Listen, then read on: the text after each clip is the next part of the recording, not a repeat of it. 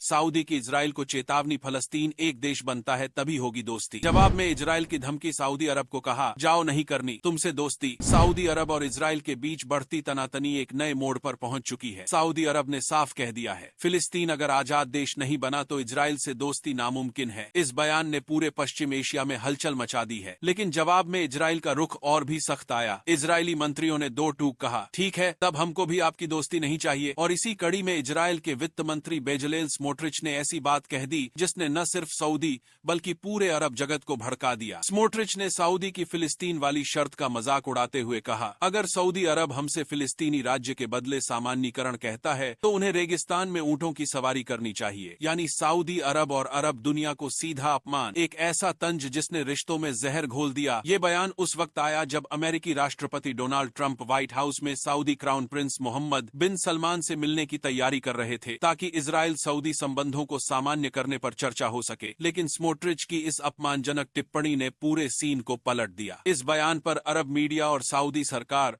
दोनों भड़क उठे। सोशल मीडिया पर स्मोट्रिच के खिलाफ गुस्से की लहर दौड़ गई। दबाव बढ़ने पर स्मोट्रिच ने आखिरकार बैकफुट लिया और माफी मांगी। उन्होंने एक्स ट्विटर पर एक वीडियो जारी करते हुए कहा सऊदी अरब के बारे में मेरी टिप्पणी बिल्कुल अनुचित थी। इससे किसी को ठेस पहुंची हो तो मैं माफी चाहता हूं। लेकिन सवाल ये उठता है क्या ये माफी सच्ची थी या सिर्फ कूटनीतिक नुकसान को सीमित करने की कोशिश?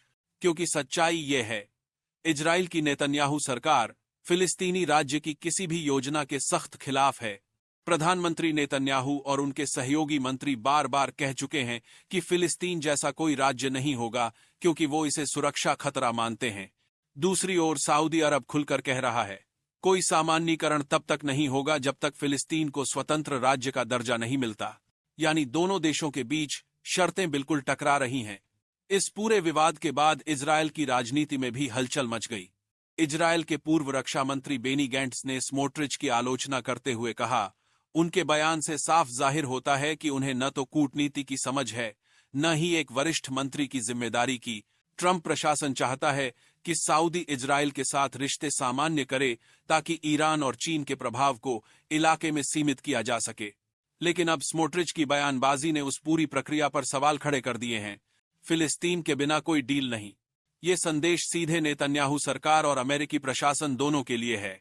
सऊदी अब अपनी धार्मिक और भू राजनीतिक ताकत का इस्तेमाल करते हुए अरब दुनिया की जगह तय कर रहा है। अब सवाल ये है क्या ये विवाद दोनों देशों के रिश्तों को और पीछे धकेल देगा या अमेरिका की मध्यस्थता कोई नया मोड़ ला पाएगी? वर्तमान हालात में लगता यही है कि रिश्ते ठिठुर चुके हैं।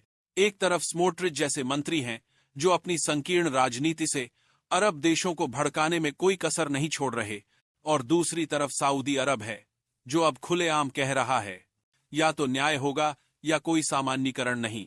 हालांकि माफी के बावजूद सऊदी की नाराजगी खत्म नहीं हुई है। अरब मीडिया इसे घमंड की माफी कह रहा है जो शब्दों में नम्र लगती है लेकिन असल में सच्चे पछतावे से दूर है। ट्रंप प्रशासन की कोशिशें अब पहले से ज्यादा मुश्किल हो गई हैं क्योंकि सऊदी जैसी क्षेत्रीय शक्ति अगर अड़ गई तो इजराइल के लिए सामान्यीकरण का रास्ता फिर से लंबा और कठिन हो जाएगा। फिलिस्तीन की आजादी अब सऊदी के लिए डील की कीमत नहीं बल्कि सम्मान की शर्त है। दोस्तों, आपके हिसाब से सऊदी ठीक है या इजराइल? कमेंट्स में जरूर बताइएगा। जय हिंद।